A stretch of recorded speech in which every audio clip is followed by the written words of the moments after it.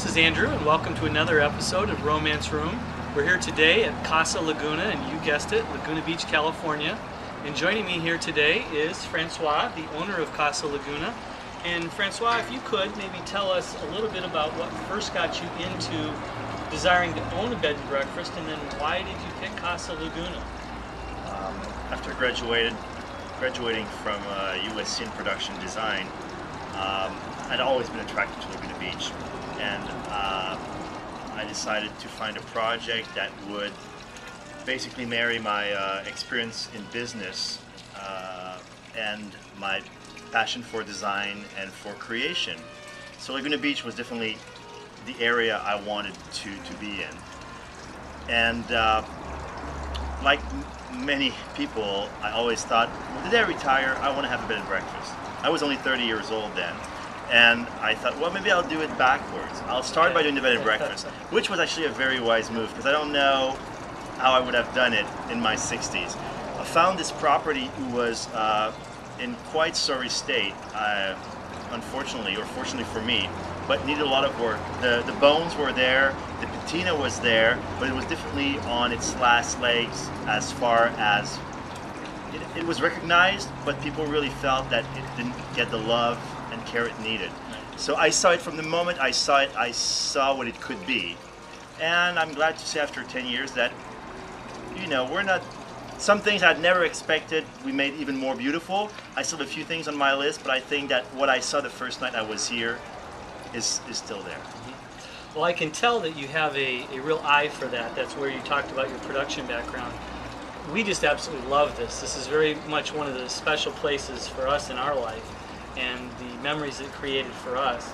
I was wondering if you could tell us a little bit about the history of the hotel itself and where... Certainly. Across the street from us on the ocean side is Villa Rockledge, a national landmark.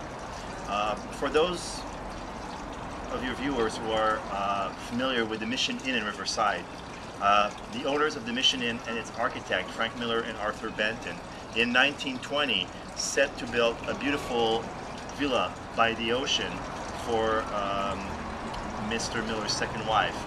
That villa it was built with the same material and the same style as the Mission Inn Riverside.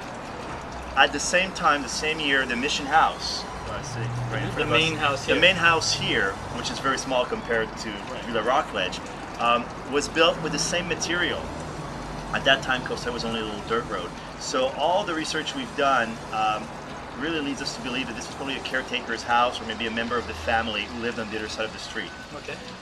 1920, 1930, the cottage is built behind us up the hill, probably a guest house or a caretaker's house for this property. Which we just filmed for you a few moments ago, so you'll see on a separate video. And in 1946, right after the war, the four main buildings on the north side of the property were built in the same Mission Revival style as apartments and studios for artists, because as you know, Laguna Beach is an artist colony. So for a few years, it was really an enclave for painters and sculptors.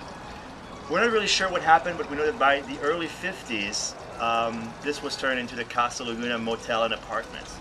It was pretty much a motel until the late 70s, early 80s, when the owners were one of the first to catch on the bed and breakfast idea and decided to start offering breakfast on top of the accommodations and make it a bit more charming and a bit more homey, less motel-like.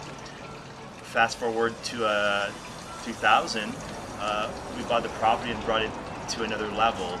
You know, we're invited to join Select Registry, Unique Inns, some very nice group of inns, and we're proud to have brought it to the next level. We should.